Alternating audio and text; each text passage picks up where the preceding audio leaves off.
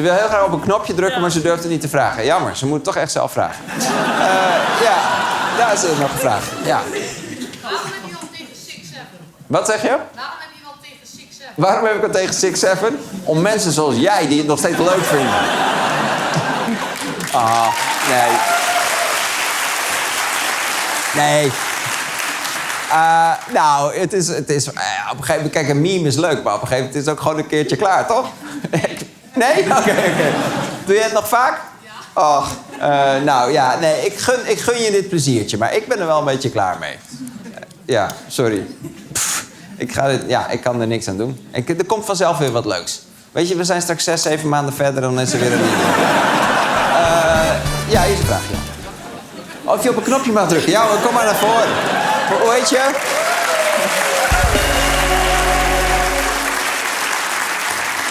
Hi. Arjen. Puk. Puk? Oké, Puk. Je mag een knopje kiezen. Ja, wat zijn die toeters? Die toeters. Hier zit een bijzondere toeter.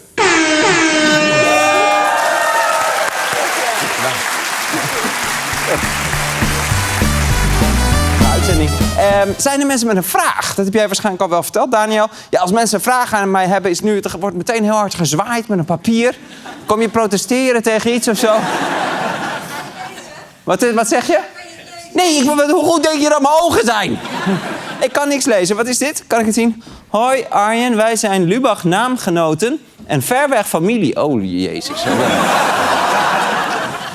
Ik heb recht op een deel van je RTL-salaris. Nee. Ik krijg vaak e-mails die zijn bedoeld voor jou. Ik heb er een paar bij me. Kan ik ze aan je geven? Wat?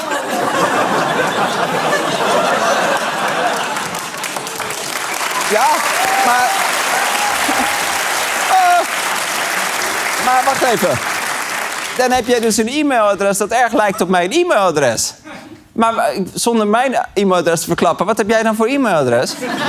Wat? Lubach teksten. Lubach teksten? Ja. Jij heet Lubach? Ja. Wat grappig. Sorry daarvoor, voor die naam.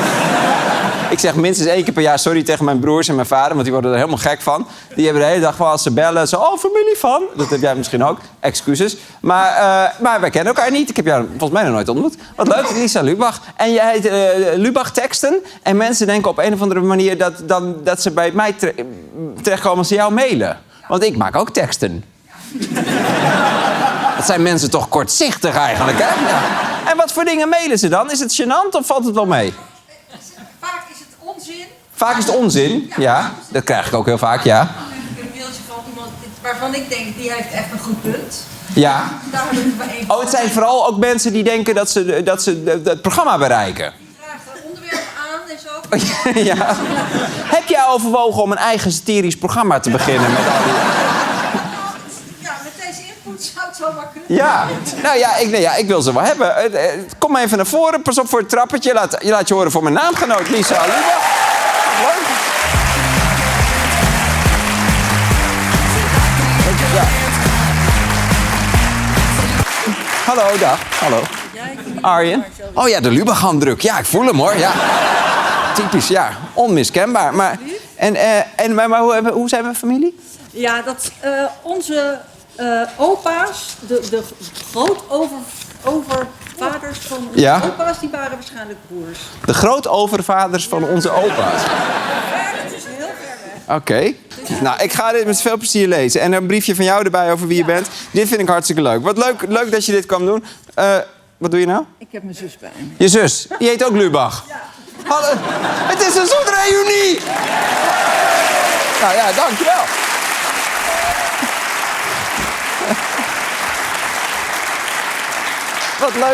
Wat leuk zeg. En hoe heet jij dan, zus? Ruby. Ruby Lubach. Horen jullie vaak van dat programma? Nou, elke dag, ik vlieg bij KLM zelf. Ja. En ik vlieg van elke vlucht met een nieuw team. Ja. Dus er is altijd wel iemand die vraagt, oh, ben je familie? Oh ja, dat lijkt me echt verschrikkelijk. Ik ook nog een keer een goed antwoord hebben. Ja, oh, wat stom. Ja, ik ben zo blij dat ik de original ben, want dat heb ik niet. Ik bedoel, jullie zijn ook... Ja, jullie zijn vast ouder. Ja, oké. Het spijt me, Ruby en Lisa, maar heel leuk dat jullie zijn. Willen jullie een t-shirt met je eigen naam erop? Ja, dat is misschien wel leuk. Ja. boven. Eerst jij. Ja. Ja, beneden. Nee. Ja. Ja. Veel van mijn vrienden, mensen in mijn omgeving worden 30, ik zelf ook binnenkort. Ik was benieuwd, jij als oud-veteraan op dat gebied... Pas. Veel van de vrienden in jouw omgeving worden 30. Jij zelf ook. Ik als oud-veteraan op dat gebied. Ik ben al 16 keer 30 geworden. En wat is je vraag wat je daarmee moet? Heb je nog tips? Tips? Dat is een goede vraag. Weet je nog, Janine, dat wij ooit een keer het plan hadden... toen wij volgens mij 25 waren... dat wilden we een boek schrijven met 25 dingen die je moet weten voor je 25... Of 30 dingen die je moet weten voordat je 30 was. Nou, dat is precies waar hij om vraagt. Weet jij nog iets? Want we hebben toen een paar dingen opgeschreven. We hebben het boek nooit geschreven samen. Maar we hebben wel aantekeningen gemaakt van dingen... Jezus. Heel veel reizen maakt je echt niet interessant. Oh ja, heel veel reizen maakt je echt niet interessanter. Ja, precies, ja. Het was een vrij cynisch boek, dat weet ik nog wel, ja. Je werd er niet heel vrolijk van of zo. Je hebt geen grote vriendenkring nodig, dat soort dingen. Wat? Iedereen heeft wel een kutjeugd gehad. Ja, het komt allemaal weer terug. Ja, dat is ook zo. Al die mensen die zeggen... Oh ja, maar mijn moeder is dood. Ja, die van mij ook. Ja, weet je, het is allemaal... Dus je bent niet zo bijzonder als je veel reist. Je bent niet bijzonder als je kunt. Ik weet helemaal niet meer wat de insteek van dit boek was. Het is helemaal niet vrolijk. Maar, jezus, wat kan je voor je 30ste? Nou, wat ik wel heb geleerd is... Dat is ook weer een tip van Janine. Je hoort dat ik veel met Janine omga. Maar die heeft... volgens mij heb je dat ook weer van iemand anders geleend. Maar die zegt altijd... neem geen kritiek aan van mensen aan wie je ook geen advies zou vragen. En dat vind ik echt een hele goede tip. Dat heb ik ook pas later moeten leren. In het begin wond ik me op over van alles... als mensen dan weer wat zeiden.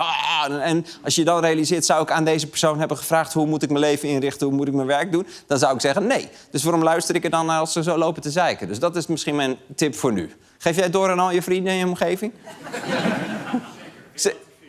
Je relativeert, ja. Dat is mooi.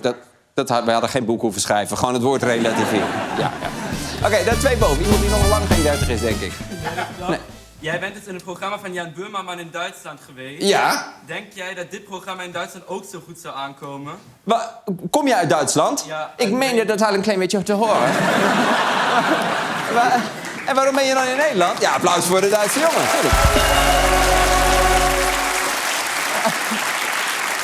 En wat maakt dat je nu hier bent en Nederlands spreekt? Mijn vader is Nederlander en ik ben nu hier omdat ik net vakantie heb en hierheen wil komen. Je hebt nu vakantie en je woont eigenlijk in Duitsland. Maar je vader woont is een Nederlander. En waar wonen jullie dan in Duitsland? In Bremen. In Bremen? Dat waren de minst verwachte seconden van de hele dag. Bremen, ja, nou, daar komt Jan Böhmermann ook vandaan oorspronkelijk. En de Bremer stadsmuzikanten. Ja. En wat je vraag was of ons programma... Wacht, nee, ik wil eerst weten waarom juich jij om... Wat gebeurt daar? Waarom juichen jullie om Bremen? Wij komen ook uit Bremen. Wat? En we kennen hun ook. En we waren net daar tegen. Toevallig! Ja, omdat onze kinderen hebben nu vakantie, 2 dagen. En toen zag ik van, dat is de enige keer dat wij nu die kaartjes kunnen kopen. En zij is net 14 geworden in december. Dus nu... Mag ze hierheen? Maar ik ben al verbaasd als ik iemand op de boot naar Vlieland zie uit mijn jeugd. Maar jullie reizen naar een ander land, naar een willekeurig televisieprogramma... en je komt elkaar tegen uit Bremen. Ja. Ik weet niet wat ik hoor. Oké, hartstikke leuk. En je vraag was of dit programma ook in Duitsland kan? Ja. Maar dan bedoel je dan zo'n soort programma of dit specifieke programma? Dit programma in Duitsland net zo goed zou lopen. Nee, want niemand verstaat mij. En daarom doet Jan Böhmermann het daar en ik doe het hier. Ja, nee, ik ben bang dat mijn Duits is denk ik net niet zo goed als jouw Nederlands goed is. Dus ik denk niet, nee. Ja, misschien als ik een beetje Duits leer en we verplaatsen ons een beetje in de situatie in Duitsland. Maar ik vrees, ook als we daar beginnen over Dick Schoof, ze hebben geen ahnung wie dat dan is, denk ik. Toch? Weten jullie in Duitsland wie Dick Schoof is? Nee. Zelfs jij weet het niet, ja. Oh, jij wel, oké. Maar ja, omdat je naar mij kijkt. Ja, maar in Bremen, ik denk echt, alle grapjes vallen in het water, denk ik, als wij daar grapjes gaan zitten maken. Maar ik vind het wel leuk dat je dat vertrouwen in me stelt. Wil je een t-shirt mee naar Bremen? Wat is je maat? Medium? Wat, een M? Hebben we een M? Hoe heet je? Philip, oké. Hier komt hij aan. Philip moet je wel vangen, ja? Anders gaat hij naar die andere lui uit Bremen. Je mag zoals bij de Bremer stadsmuzikanten op elkaar gaan staan. Oké, hier komt hij aan. Moet je wel vangen, ja, Philip? Ja! Lekker bezig. Is er nog een vraag voor mij? Ja, daarboven. Theatershow in de pijplijn. Zit er een nieuwe theatershow in de pijplijn? Want dit project vind je maar niks of zo? Ga je nog een keer wat anders doen of niet? Dat lijkt me heel erg leuk, maar dit is nogal een tijdrovende bezigheid. Wij werken hier 13 uur per dag aan een televisieprogramma. Dus ik zou niet weten wanneer ik dan nog grapjes voor het theater moet schrijven. Maar misschien dat het wel langzamerhand weer een beetje groeit. Dat ik tussendoor in de vrije periodes wat dingen kan schrijven en uitproberen. En dan langzaam ontstaat er vast wel weer een theatershow. Ben je een keer bij mij in het theater geweest? Ja, wij zijn de laatste keer in Carré geweest. De laatste keer in Carré. En was het leuk? Ja, was heel leuk. Ja, het is ook heel raar als je zegt, nee, er was geen hol aan. Dus wanneer ga je weer? Want dan komen wij niet. Nee, dat zou heel raar zijn. Ja, wat leuk. Ja. Kun je naar de wc tijdens de show? Kun je naar de wc tijdens de show? Nee. Dus je kan 1 keer naar de wc, maar dan kom je niet meer terug. Dus moet je nodig naar de wc? Is het zodanig dat als we er niks aan doen, dan de hele mensen om je heen er last van gaan krijgen? Ja, laat maar. Oh, ik vind het ook zielig. Ja, het is echt niet de bedoeling, maar ik vind ook wel, als je nou helemaal de komende 1,5 uur helemaal zit, dan moet je echt nu gaan. Is er iemand, hoe heet je? Nathan. Is er iemand die even met Nathan mee wil lopen naar de wc? Een cameraman bijvoorbeeld met een camera, ja? De beveiliging loopt even met je. Kom even, Nathan. Kom even mee. We gaan je niet helemaal volgen, maar... Nathan, ja. Nee.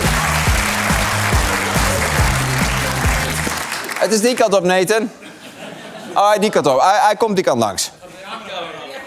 Ja, die camera gaat erachter. Hij gaat hier achter de coulissen staan pissen. Nou, raar. Oké, Nathan is weg. Bij wie hoort Nathan? Bij jullie?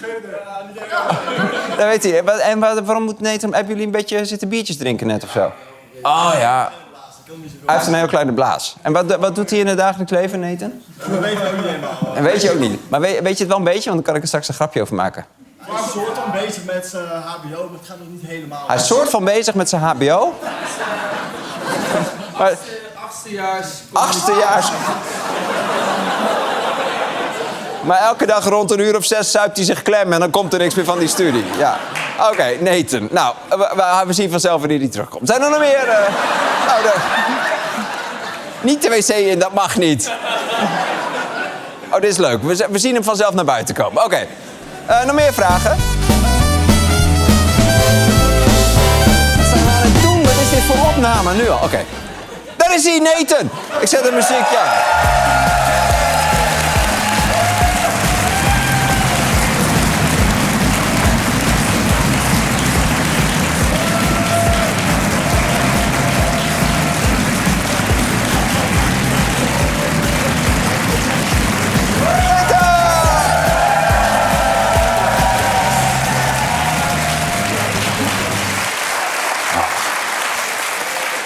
Oké. Nathan, hoe was het op de wc? Ja, heerlijk. Heerlijk, ja. Stond lekker lang te plassen, of niet? Ja. Niet zo lang als je opleiding! Oké,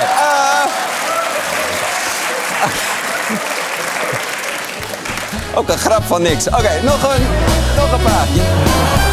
Gelukkig. Wat is jouw vraag? Soms is het nieuws best wel negatief, maar jullie moeten het toch blijven volgen. Hoe zorgen jullie er als team een beetje voor dat dat niet te erg... Soms is het nieuws negatief en we moeten toch blijven volgen. Hoe zorgen we er als team voor om het een beetje te... Ja, hoe doe je dat niet zelf te belasten? Ja, nou dat is best wel lastig. Ik moet eerlijk zeggen dat ik dat in periodes dat ik niet met mijn team aan het werk ben nog best wel moeilijk vind. Dan moet ik echt actief mijn telefoon een beetje afschermen. Want als ik dan de hele dag ga zitten checken en ik zie allemaal depressieve shit, dan raakt me dat wel echt. Want nu lopen we hier de hele dag rond en dan zie je iets geks en dan maak je een grapje met iemand anders en dan heeft het een soort relativerende werking. Dus we zijn altijd elkaar wel een beetje, zeg maar, door die wereld aan het slepen. En ik denk dat toch comedy maken of andere kunst maken, niet dat dit kunst is, maar bijvoorbeeld boeken maken of muziek maken, iets maken van de wereld die je niet begrijpt, heeft toch altijd een soort zalvende werking. En ik denk dat we dat als collectiefje ook wel doen. Maar soms is het ook wel moeilijk hoor. Soms doen we ook met... Je hebt ook onderwerpen, daar kunnen we eigenlijk niet zoveel weer. Je hebt allemaal heel schrijnende dingen. Bijvoorbeeld verwarde mensen. Proberen we al heel lang verhalen over te maken. Maar dat wordt gewoon niet leuk. Want dat zijn gewoon hele zielige mensen. Of weet ik van kindermisbruik of Epstein-files. Dat is gewoon echt lastig. Omdat je dan naar hele nare shit zit te kijken. Dus dat moeten we gewoon een beetje... We doen vrolijke dingen zoals geopolitieke problemen door Trump. Nee, maar dat is een uitdaging. Goeie vraag. Heeft iemand een bijzondere lach in huis? Ik ben uit België, ik ben de lachcoach. Je bent uit België? Holy shit. Wacht even. Hij is een lachcoach. Hebben we een handzender? Is er iemand met een handzender? Oh, ja, hier is een handzender. Wacht, dan mag je 1 keer even lachen als lachcoach. We hebben een lachcoach, Wouter. Oh, die hele microfoon niet nodig. Doe even 1 keer in de microfoon lachcoachen.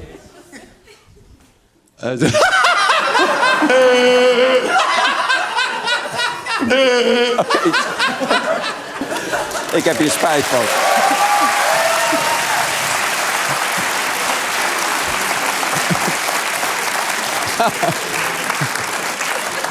Hadden ze een lachband bij Arjen Lubach? Nee, een lachcoach.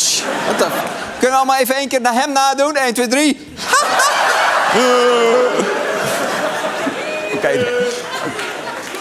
Oké, doe maar je eigen geluid. Dat is toch wel beter. Jij mag zo lachen. Hoe heet je dan, België? Sorry? Hoe heet u? Geert. Geert. Geert. Nou, hartstikke leuk dat je er bent. Vandaag een stuk in de uitzending over België. Kijk of je dan nog moet lachen. Vraagjes? Ja, dan kunnen we snel beginnen. Ja. Heb ik een favoriete tv-serie? Ja. Ik kijk altijd met heel veel plezier naar dat programma van Dionne Staks. Dat er mensen spullen gaan verkopen aan van die antiekhandelaren. Ken je dat? Kijk, hoe heet het ook alweer? Van onschatbare waarde. Dat vind ik heel erg leuk. Omdat je dan altijd mensen ziet die helemaal worden belazerd. Dat vind ik... Maar het is toch heel zielig, zo'n vrouwtje die dan zegt van... nou, ik wil er wel 4.000 euro voor. En dan zit ze in de eerste kamer en dan zit er een man met zo'n glas sherry. Die zegt, ik geef je 500 euro. En dan zegt hij, oké, 600. En dan, wat doe je? En dan, ik ben toch wel tevreden. En dan is er die andere, ja, ik had er wel 8.000 euro voor gegeven. En dan lig ik te gieren in bed. Nee. Nee, dat niet. Maar, wat doet pijn aan je stem, Geert. Doe je dit voor je werk gewoon, de hele dag? Oh, wat hysterisch. Maar dat vind ik een leuk tv. Ja. Ik versta niet alles. Kan u ook een Vlaams accent? Ben je ook al Vlaams? Hoe? Maar en waar komen jullie dan vandaan? Antwerpen. Antwerpen ook. Wat leuk zeg. Wat leuk dat jullie... Zijn jullie speciaal voor dit programma hier naartoe gereden? Ja. Wat gezellig. En kun je ons nog een beetje ontvangen in Antwerpen? Er zijn er wel veel op de muur. Wat bedoel je, zijn er veel? Nederlanders. Oh, Nederlands. Ik bedoel het programma. Maar... Het zijn wel veel. Nee, ik liep daar rond in Antwerpen. Het is wel waar. Het is echt, elke tweede persoon komt gewoon uit Breda lekker boodschappen doen. Ja, het is wel hysterisch, ja. Maar en het programma, kun je dat kijken daar op tv? YouTube. Op YouTube, ja. Nou, daar zijn we gelukkig ook. Nou, wat gezellig dat jullie er zijn. Van harte welkom. Ja, ja. Nog meer vragen? Ja, daar. Hey Arjen, hoe gaat het? Hey, goed, je gaat staan. Wat goed. Ja. Ik wil even bedanken over je programma. Ja. Ja, dit is de eerste keer voor mij om hier te komen. Ja. Ja, daarom ik heb geen vraag eigenlijk. Oh, je hebt een vraag. Je wil gewoon bedanken voor het programma. Wat leuk. Maar kijk je het al lang? Ja, hier al sinds 3 jaar geleden. Sinds 3 jaar al. Wat goed. Ja. Want ik heb de oude aflevering gekeken. Ja, ik heb de taal door je programma geleerd. Je hebt onze taal door mijn programma geleerd. Ja. Je hebt een heel raar soort Gronings-Fries accentje nu. Met zo'n beetje een hoog stemmetje dat je staat. Hallo, mag ik? Ja, ik doe mezelf na, hè. Dat je wel, ja. Wat lief, maar wat is je oorspronkelijke taal dan? Mijn oorspronkelijke taal is mijn Soedanese taal. Soedanees, ja. Ik kom uit Sudan eigenlijk. Ja. Ja, ik heb sinds toen ik kom hier, begon ik de taal te leren of zo. En de eerste programma die ik tegenkom is jouw programma. Nou, wat leuk. Wat een eer. Dat vind ik echt leuk om te horen. Ik vind het echt leuk. Ja. En daarom heb ik besloten om zelf hier te komen toe. Om jij echt te leven te kijken. Ja, nou, wat lief. Wat lief. En dan... leuk, zeg. Nou... Een foto met jou. Wat ga je doen? Een foto met jou. Een foto? Nee, dat kan niet. We gaan door. Nee. Oké, we doen een foto. Ik doe dat normaal niet. Alleen Bashir, jongens. Moeten jullie ook maar uit Sudan komen en de taal leren dankzij het programma. Kom even. Nee, Bashir, laat je telefoon maar weg. Maar David maakt hem. Ja, kom, we gaan even zitten. Dan ga ik naast je zitten. Zo, kom, ga even op de trap zitten, zo. Zo. Oké. Kijk. Hallo, ik ben Arjen. Ik ben Bashir. Hallo, Bashir. Oké, cool. Heb je? Ja. Oké, cool. Geen probleem. Bashir. Oké, cool. Dank voor je bijdrage. Nee, hartstikke leuk. Nog een paar vragen. Ja. Wat is het beste boek dat je vorig jaar hebt gelezen? Het beste boek dat ik vorig jaar heb gelezen? Dat is wel een goede vraag. Ik lees bijna... Lees je zelf ook boeken? Ja, oké, dat is goed. Ja, ik lees eigenlijk alles van Thomas Herman van Vos. Dat is een jonge Nederlandse schrijver. Die vind ik echt heel goed. Dus die schrijft van alles, van romans tot reisverhaaltjes. Laatst had hij zo'n interviewreeks met allemaal schrijvers. Nou ja, dat vind ik heel erg leuk. Dus die lees ik altijd wel. Ik lees veel geschiedenisboeken. Ik heb de biografie van Aagje Wolf en Betje Deken gelezen. Van Marita Matthijssen. En ik lees ook veel boeken over de 17e eeuw. Over het rampjaar 1672. Vind ik ook... Iemand kreeg bijna een orgasme van het rampjaar 1672. Oh, dat was zo'n mooi jaar. Oké, ja. En qua romans, vorig jaar, ja, weet ik eigenlijk niet. Ja, ik lees best wel veel, maar ik vergeet dan ook weer wat ik heb gelezen. Wat heb jij gelezen wat de moeite waard is? Shaggy Bane van Douglas Stewart. Shaggy Bay van Douglas Stewart. Oh, wat leuk. Het wordt opeens een soort Lubachs leesclub. Oh, hartstikke leuk dit. Ja, en het lied van de dromedaris en de ooievaar en dromedaris heb ik gelezen. Van Anja Daanje. Ja, die verkoop jij veel? Ja, ik werk in de boekhandel. Oh, je bent hier gewoon een beetje voor reclamepraatjes. Ja. Hoe was het november 2024 in Disneyland? Hoe was het in november 2024 in Disneyland? Ja. Heb je mij daar zien lopen? Nee, een vriend van mij heeft je daar zien lopen. Okay, een vriend van... Die dacht dus de hele tijd dat hij je daar zag. En die stond toen in de wachtrij voor een afbaan. En toen zei hij tegen zijn moeder van... Oh, volgens mij is Arjen Lubach hier ook. En toen kreeg hij een tik op zijn schouder en toen was jij het. Tikte ik hem op zijn schouder? Ja, dat was het verhaal, ja. Waarom tik ik zomaar random mensen op mijn schouder? Wat was de reden van mijn getik? Omdat jij volgens mij hem hoorde van... Volgens mij loopt Arjen Lubach hier ergens rond. Dus ik stond... Oké, wacht even. We gaan terug naar november 2024. Euro Disney. Disneyland Parijs. Welke attractie was het? Dat weet ik. Dat weet je. Het was een attractie. We stonden met z'n allen in de rij. En ergens staat er voor iemand die zei... Hey, volgens mij loopt Arjen Lubach hier ergens rond. Ik sta daarachter. Ik hoor dat. Ik denk... Haha, tap, tap, tap, tap, tap. Klinkt helemaal niet geloofwaardig, dit verhaal. Welke vriend was dit? Hoe heet die? Ian. Oh ja, die heb ik wel gezien. Ja, dat is waar. Ja, nee. Nee. Ik ben daar wel geweest in november 2024. Ja, dus ik kan me niet herinneren dat ik iemand op zijn schouder heb geklopt. Maar ik was wel met een deel van mijn familie was ik daar. Wat? Ja, je bent niet voorgelogen, want ik was er. Maar dat van die schoudertikken, ik kan me gewoon niet de situatie voorstellen... dat ik iemand op zijn schouder tik omdat ik denk... hé, hij praat over mij. Meestal ren ik gewoon weg. Kut, ze hebben het over mij. Snel in dat Mickey-pak.